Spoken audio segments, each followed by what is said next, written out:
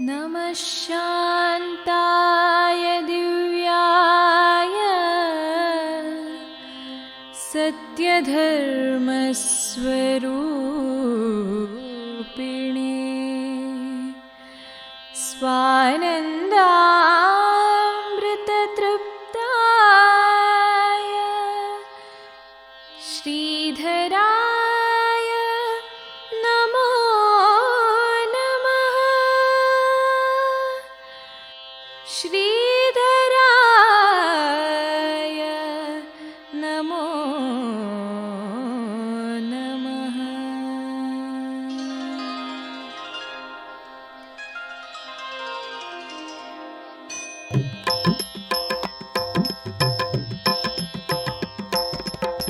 श्रीधर गुरु महचरिता भगवान् श्रीधर गुरु महचरिता।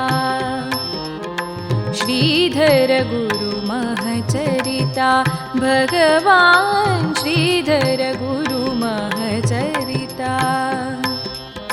श्री गुरु कृपयाधार निरूपित श्री गुरु कृपयाधार निरूपित श्रीधर गुरु महचरिता भगवान् श्रीधर गुरु महचरिता।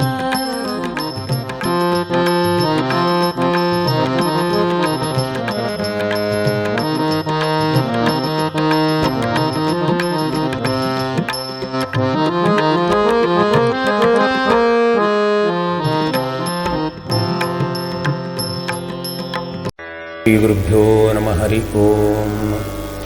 एकदन्तं महाकायं वाणीं विद्यां सरस्वतीं नमामि दीनबालोऽहं ज्ञानमोक्षार्थसिद्धये। आदिनारायणं विष्णुं ब्रह्माणं च वसिष्ठकं श्रीरामं मारुतिं वन्दे रामदासं च श्रीधरं। नमः शान्ताय दिव्याय सत्यधर्मस्वरूपिणे स्वानन्दामृततृप्ताय श्रीधराय नमो नमः। जगत्कल्याणकार्याय नररूपधराय च योगिराजाय वन्द्याय गुरुदासाय ते नमः। अनन्तसंसारसमुद्रतारणकायिताभ्यां गुरुभक्तिदाभ्यां वैराग्यसाम्राज्यदपूजनाभ्यां नमो नमो ಶ್ರೀಧರಪಾದುಕಾಭ್ಯಾಂ। ಭಗವಾನ್ ಸದ್ಗುರು ಶ್ರೀ ಶ್ರೀಧರ ಸ್ವಾಮಿಗಳವರ ಪರಮ ಪಾದಾರವಿಂದಗಳಿಗೆ ಪ್ರಣಾಮವನ್ನು ಸಲ್ಲಿಸ್ತಾ ಶ್ರೀ ಗುರುಗಳ ಚರಣಾರವಿಂದಗಳಿಗೆ ವಂದಿಸಿ ಶ್ರೀ ಶ್ರೀಧರ ಸ್ವಾಮಿಗಳ ಮಹಾಚರಿತ್ರೆಗೆ ನಮಸ್ಕಾರವನ್ನು ಮಾಡುತ್ತಾ ನಾವು ಶ್ರೀ ಶ್ರೀಧರ ಸ್ವಾಮಿಗಳವರ ಮಹಾಚರಿತ್ರೆಯ ಮುಂದಿನ ಭಾಗವನ್ನು ನೋಡ್ತಾ ಇದ್ದೇವೆ. ಶ್ರೀ ಶ್ರೀಧರ ಸ್ವಾಮಿಗಳವರ ಮಹಾಚರಿತ್ರೆಯ ಶ್ರವಣವನ್ನು ಮಾಡ್ತಾ ಇರುವಂಥ ಎಲ್ಲರನ್ನೂ ನಾನು ಸ್ವಾಗತಿಸ್ತೇನೆ. ಗುರುದೇವದತ್ತ. ಓಂ ನಮೋ ಭಗವತೆ ಶ್ರೀಧರಾಯ. ಶ್ರೀ ಗುರುದೇವರ ಕೃಪಾಶೀರ್ವಾದದಿಂದ ಕಳೆದ 28 ಸಂವತ್ಸರಗಳಿಂದ ಪ್ರಕಟವಾಗ್ತಾ ಇರುವಂಥ ಶ್ರೀಧರ ಪ್ರಭಾ ಎಂಬ ಆಧ್ಯಾತ್ಮಿಕ ಮಾಸಪತ್ರಿಕೆಯ 25ನೆಯ ವರ್ಷದ ರಜತ ಮಹಾಸಂಭ್ರಮ ಕಾರ್ಯಕ್ರಮ ಕಳೆದ ಶ್ರೀ ದತ್ತ ಶ್ರೀ ಶ್ರೀಧರ ಸ್ವಾಮಿಗಳ ಜಯಂತ್ಯುತ್ಸವದ ಪುಣ್ಯಕಾಲದಲ್ಲಿ ಶ್ರೀ ಗುರು ಸನ್ನಿಧಾನದಲ್ಲಿ ನಡೆಯಿತು. ಅಂದು ನಮ್ಮ ಶ್ರೀಗುರುಗಳಿಂದ 25ನೇ ವರ್ಷಗಳ ಪೂರ್ಣ ಸ್ಮರಣೆಗಾಗಿ ಶ್ರೀಧರ ಪ್ರಭಾ ಆ ಸಂಚಿಕೆ ಲೋಕಾರ್ಪಣೆಗೊಂಡಿತು.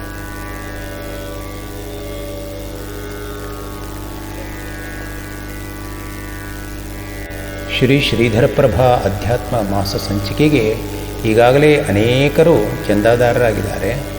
ತಾವೂ ಸಹ ಶ್ರೀಧರ ಪ್ರಭಾ ಎಂಬ ಅಧ್ಯಾತ್ಮ ಪತ್ರಿಕೆಯ ಚಂದಾದಾರರಾಗಿ ಪ್ರತಿ ತಿಂಗಳ ಈ ಪತ್ರಿಕೆಯನ್ನು ನಿಮ್ಮ ನಿಮ್ಮ ಮನೆಗೆ ಬರಮಾಡಿಕೊಳ್ಳಿ ಹೇಳಿ ಈ ಮೂಲಕ ತಿಳಿಸ್ತಾ ಇದ್ದೇನೆ.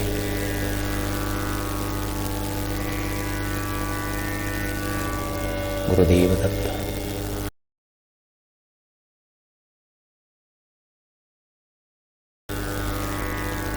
ಶ್ರೀ ಗುರುಭ್ಯೋ ನಮಃ. ದ್ರಷ್ಟಾಂತೋ ನೈವ ದ್ರಷ್ಟಸ್ತ್ರಿಭುವನ ಜಠರೇ ಸದ್ಗುರೋರ್ ಜ್ಞಾನದಾತು ಮೋಕ್ಷದಾತು ಹೇಳಿ ಶ್ರೀ ಶಂಕರ ಭಗವತ್ಪಾದರು ಹೇಳಿದ್ದಾರೆ. ಸದ್ಗುರುವಿಗೆ ಸಮಾನವಾದ ಹೋಲಿಕೆಯೇ ದೃಷ್ಟಾಂತವೇ ಇಲ್ಲ. ಭಗವಂತನ ಕೃಪೆಗೆ ಸದ್ಗುರುವಿನ ಆಶ್ರಯವೇ ನೇರವಾದ ಮಾರ್ಗ. ಸದ್ಗುರು ಅಂದರೆ ಅಧಿಗತ ತತ್ವ ಭಕ್ತಹಿತಾಯ ಉದ್ಯತಃ ಸತತಂ. ಪರಮಾತ್ಮನ ನಿಜಸ್ವರೂಪವನ್ನು ತಾನು ಅರಿತುಕೊಂಡು ತನ್ನನ್ನೇ ನಂಬಿದ ಭಕ್ತರ ಉದ್ಧಾರಕ್ಕಾಗಿ ಯಾವಾಗಲೂ ಪ್ರಯತ್ನ ಮಾಡ್ತಾ ಇರುವಂಥವನೇ ಸದ್ಗುರು. ಈಶ್ವರನು ಪರೋಕ್ಷ, ಆದರೆ ಸದ್ಗುರುವು ಅಪರೋಕ್ಷ, ಪ್ರತ್ಯಕ್ಷ.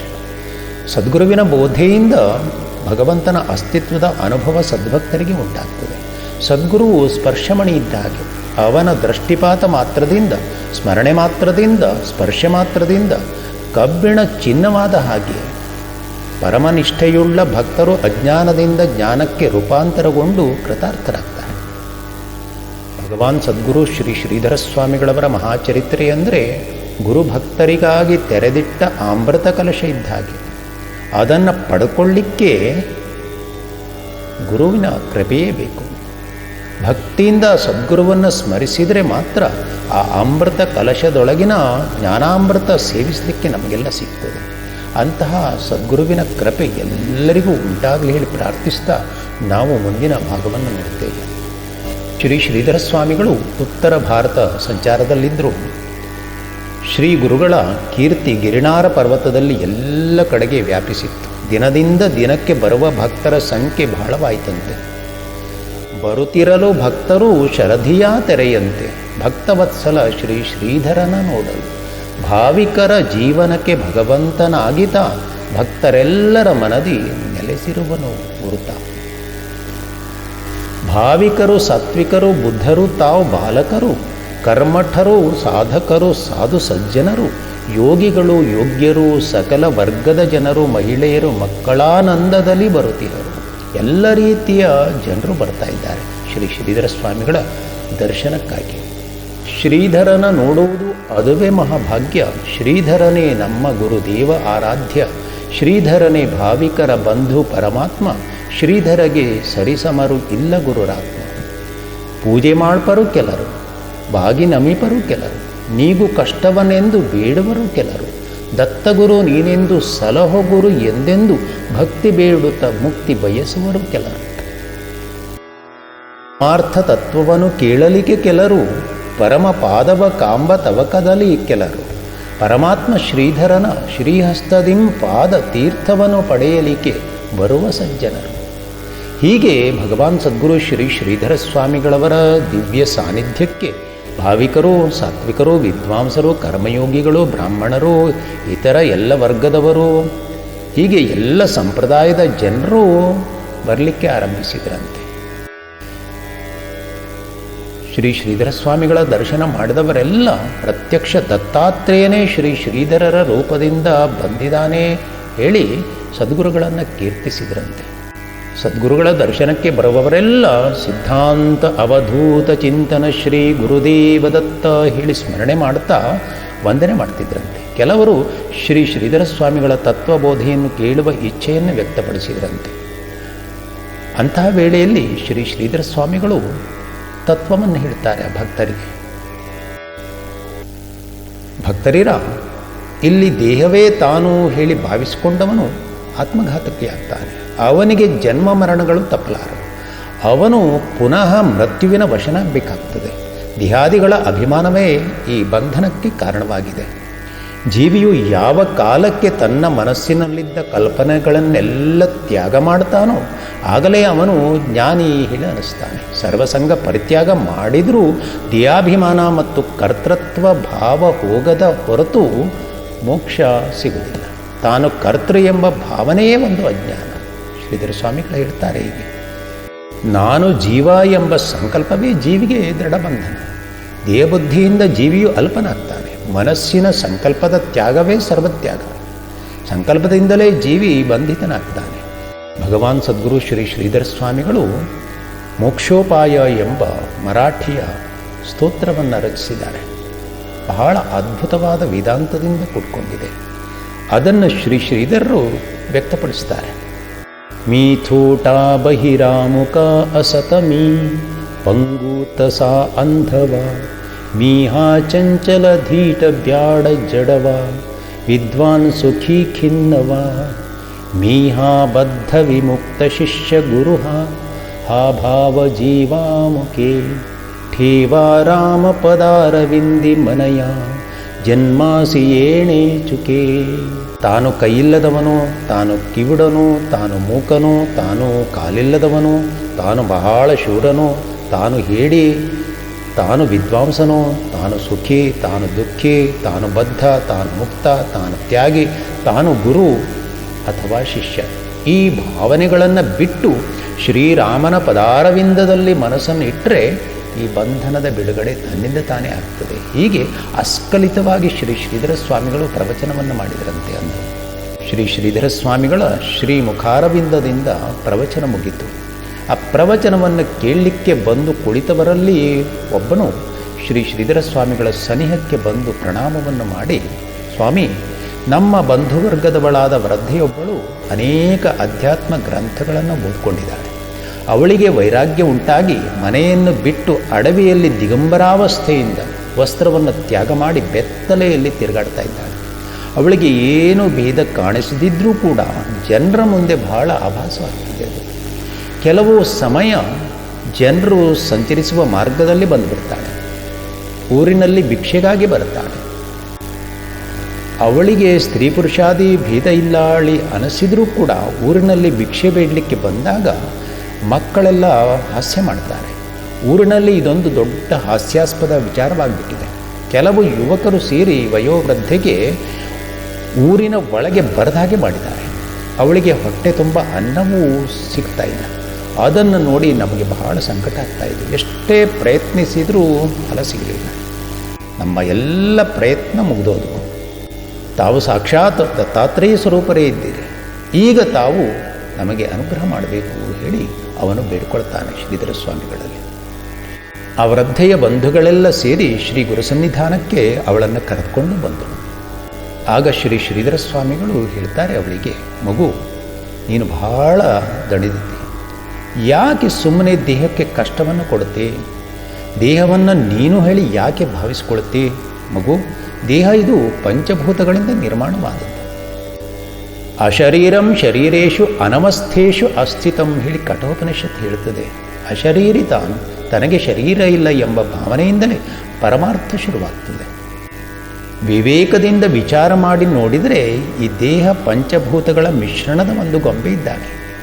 ನಾಶವಾಗುವಂಥ ಇವೆಲ್ಲವನ್ನೂ ಜ್ಞಾನದಿಂದ ಅಲ್ಲಗಳೆದಾಗ ಒಂದು ಆತ್ಮಸ್ವರೂಪ ಮಾತ್ರ ಇರುವುದು ತೋರಿಬರುತ್ತದೆ. ಪಂಚಭೂತಗಳ ಗಂಟಾಗಿರುವ ಈ ದೇಹ ನಿಜವಾಗಿ ಆತ್ಮಸ್ವರೂಪ ಆಗಲಿಕ್ಕೆ ಸಾಧ್ಯ ಇಲ್ಲ. ನಾನು ಎಂದು ಈ ದೇಹದಲ್ಲಿ ಭಾವಿಸುವ ಸ್ಥಿತಿ ಆಗ ಇರಲಾರದು. ದೇಹ ಕೊನೆಗೆ ನಾಶವಾಗಿಬಿಡ್ತದೆ. ನಾಶವಾಗುವಂಥ ಈ ದೇಹವನ್ನು ತಾನೂ ಹೇಳಿ ಭಾವಿಸಬಾರದು ಹೇಳಿ ಸಮರ್ಥ ರಾಮದಾಸರೇ ಹೇಳಿದ್ದಾರೆ. ಮಗು, ನೀನು ದೇಹಕ್ಕಿಂತ ಬೇರೆ ಇದ್ದಿ. ನೀನು ಪರಬ್ರಹ್ಮನು.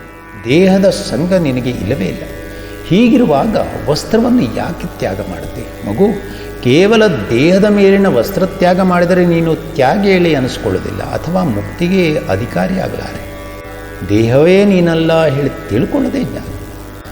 ದೇಹ ನೀನಲ್ಲದಿರುವಾಗ ದೇಹದ ಮೇಲೆ ವಸ್ತ್ರ ಇರುವುದರಿಂದ ಯಾವ ಅನರ್ಥವೂ ಆಗೋದಿಲ್ಲ. ನೀನು ದೇಹದಲ್ಲಾಗಲಿ ಅಥವಾ ವಸ್ತ್ರದಲ್ಲಾಗಲಿ ನಾನು ನನ್ನದು ಎಂಬ ಭಾವನೆ ಇಟ್ಕೊಂಡಿದ್ರೆ ಅದು ಅಜ್ಞಾನ ಹೇಳಿಸ್ಕೊಳ್ತದೆ. ಲೋಕದಲ್ಲಿ ಹೇಗೆ ಬದುಕಬೇಕೋ, ಬಾಳ್ವೆ ನಡೆಸಬೇಕು ಹೇಳಿ ಶ್ರುತಿ ಸ್ಮೃತಿಗಳ ಹೇಳಿಕೆ ಇದೆ. ವಸ್ತ್ರದ ತ್ಯಾಗ ಸ್ತ್ರೀಯರಿಗೆ ಯೋಗ್ಯ ಅಲ್ಲ. ಸ್ತ್ರೀಯರು ವಸ್ತ್ರವನ್ನು ತ್ಯಜಿಸಿ ಪರಮಾರ್ಥವನ್ನು ಮಾಡಬಾರದು. ಎಲ್ಲವನ್ನೂ ತ್ಯಾಗ ಮಾಡಿ ಸ್ತ್ರೀಯೊಬ್ಬಳೇ ಪರಮಾರ್ಥಕ್ಕಾಗಿ ಅರಣ್ಯಕ್ಕೆ ಹೋಗಲಿಕ್ಕೆ ಶ್ರುತಿ ಸ್ಮೃತಿಗಳು ಒಪ್ಪಿಗೆ ಕೊಟ್ಟಿಲ್ಲ. ಹೀಗೆ ನಡೆದುಕೊಂಡರೆ ಭಗವಂತನ ಕೃಪೆಯನ್ನು ಸಾಧಿಸಲಿಕ್ಕೆ ಸಾಧ್ಯ ಆಗುವುದಿಲ್ಲ. ಲೋಕದ ಜನರೆಲ್ಲರೂ ವೈರಾಗ್ಯವಂತರಾಗಲಿಕ್ಕೆ ಸಾಧ್ಯ ಇಲ್ಲ, ಜ್ಞಾನಿಗಳಾಗಲಿಕ್ಕೆ ಸಾಧ್ಯ ಇಲ್ಲ. ಸಾಮಾನ್ಯ ಜನರ ದೃಷ್ಟಿ ಉತ್ತಮವಾಗಿರುವುದಿಲ್ಲ. ಇದರಿಂದ ಲೋಕದಲ್ಲಿ ಜನರ ಮನಸ್ಸಿನ ಸ್ಥಿತಿ ವಿಚಲಿತವಾಗಿ ಅವರೆಲ್ಲರೂ ಭ್ರಷ್ಟರಾಗ್ತಾರೆ. ಮಗು, ನೀನು ದೇಹಕ್ಕೆ ಅಂಟಿಲ್ಲ ಹೇಳಿ ನಿಸ್ಸಂಗತೆಯ ವಿಚಾರ ಮಾಡಿ ಬ್ರಹ್ಮಸ್ವರೂಪಳಾಗಿ ಬಾಳು ಹೇಳಿ ಶ್ರೀ ಶ್ರೀಧರ ಸ್ವಾಮಿಗಳು ಬೋಧಿಸ್ತಾರೆ. ಸದ್ಗುರುವಿನ ಆ ಶ್ರೀ ಶ್ರೀಧರ ಸ್ವಾಮಿಗಳ ತತ್ವಬೋಧೆ ಆ ವೃದ್ಧೆಯ ಮನಸ್ಸಿನಲ್ಲಿ ಮುದ್ರಿತವಾಗಿಬಿಡುತ್ತಂತೆ. ಆಗಲೇ ಗುರುಗಳಿಗೆ ವಂದಿಸ್ತಾಳೆ. ತನ್ನ ಬಂಧುಗಳಿಂದ ವಸ್ತ್ರವನ್ನು ತರಿಸಿಕೊಂಡು ಆ ವಸ್ತ್ರವನ್ನು ಧರಿಸಿ ಶ್ರೀ ಶ್ರೀಧರ ಸ್ವಾಮಿಗಳಿಗೆ ಭಕ್ತಿಯಿಂದ ನಮಸ್ಕಾರ ಮಾಡಿ, ಸ್ವಾಮಿ, ತಾವು ನನ್ನ ಮೇಲೆ ಕರುಣೆಯಿಂದ ಬೋಧೆಯ ವೃಷ್ಟಿಯನ್ನು ಹರಿಸಿ ನನ್ನ ಉದ್ಧಾರ ಮಾಡಿದರೆ. ನನಗೆ ವಿರಕ್ತ ಭಾವ ಬಂದಿದ್ರೂ ಕೂಡ ಜ್ಞಾನ ಅಂದರೆ ಏನೂ ಗೊತ್ತಿರಲಿಲ್ಲ. ಮನಸ್ಸಿಗೆ ಸಮಾಧಾನ ಸಿಗದೆ ನಾನು ಅಡವಿಯಲ್ಲಿ ಸಂಚಾರ ಮಾಡ್ತಾ ಇದ್ದೆ. ಈ ಕಾಲ್ಪನಿಕ ಜಗತ್ತಿನಲ್ಲಿ ಜಡ ಶರೀರಕ್ಕೆ, ಈ ಕಾಲ್ಪನಿಕ ಜಗತ್ತಿಗೆ ಬಂದಿರುವಂಥ ಈ ಜಡ ಶರೀರಕ್ಕೆ ವಸ್ತ್ರ ಒಡವೆಗಳಿಂದ ಯಾಕೆ ಉಪಚಾರ ಮಾಡುತ್ತಾ ಇರಬೇಕು ಹೇಳುವ ಭಾವನೆ ನನ್ನಲ್ಲಿ ಉಂಟಾಗಿತ್ತು. ಈಗ ತಾವು ತತ್ವವನ್ನು ಬೋಧಿಸಿದ ಮೇಲೆ ದೇಹ ನಾನಲ್ಲ, ಈ ದೇಹೇಂದ್ರಿಯಗಳೆಲ್ಲ ಮಿಥ್ಯೆಯಾಗಿವೆ, ಇದನ್ನು ನಾನು ಹೇಳಿ ಭಾವಿಸಿಕೊಳ್ಳದೆ ಅಜ್ಞಾನ ಹೇಳಿ ನನಗೆ ತಿಳಿಯಿತು. ಈ ದೇಹಕ್ಕೆ ನಾನು ಸ್ಪರ್ಶಿಸದೆ ಅಸಂಗನಾಗಿ ಅರೂಪನಾಗಿ ಇರ್ತೇನೆ. ಈ ಅನುಭವ ತಮ್ಮ ಕೃಪೆಯಿಂದ ನನಗೆ ಲಭಿಸಬೇಕು. ಸದ್ಗುರುವಾದ ತಾವೇ ಎಲ್ಲರ ಆತ್ಮಸ್ವರೂಪರಿದ್ದೀರಿ. ತಮ್ಮ ಚರಣಸ್ಮರಣೆ ನನಗೆ ಎಂದಿಗೂ ವಿಸ್ಮರಣೆ ಆಗದ ಹಾಗೆ ಅನುಗ್ರಹ ಮಾಡಬೇಕು ಹೇಳಿ ಶ್ರೀ ಶ್ರೀಧರ ಸ್ವಾಮಿಗಳ ಪಾದಾರವಿಂದಗಳ ಮೇಲೆ ತಲೆಯನ್ನಿಟ್ಟು ಪ್ರಾರ್ಥಿಸ್ತಾಳೆ. ಶ್ರೀ ಶ್ರೀಧರ ಸ್ವಾಮಿಗಳು ಆ ವೃದ್ಧೆಗೆ ಮಂತ್ರಾಕ್ಷತೆಯನ್ನು ಕೊಟ್ಟು ಅನುಗ್ರಹಿಸಿ ಕಳಿಸ್ತಾರೆ. ಆ ವೃದ್ಧೆ ಮುಂದೆ ನರಸಿಂಹ ಮೆಹ್ತಾ ಎಂಬ ಮಂದಿರದಲ್ಲಿ ಉಳ್ಕೊಂಡು ಆತ್ಮವಿಚಾರ ಅಂದರೆ ಆತ್ಮಚಿಂತನೆ ಮಾಡ್ತಾ ಮುಕ್ತಿಯನ್ನು ಹೊಂದುತ್ತಾಳೆ.